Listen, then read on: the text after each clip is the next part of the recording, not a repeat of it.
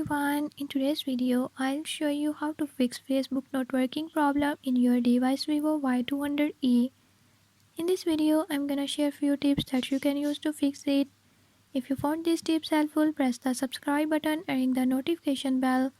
Make sure to watch complete video and learn how you can do it. Let's watch the video.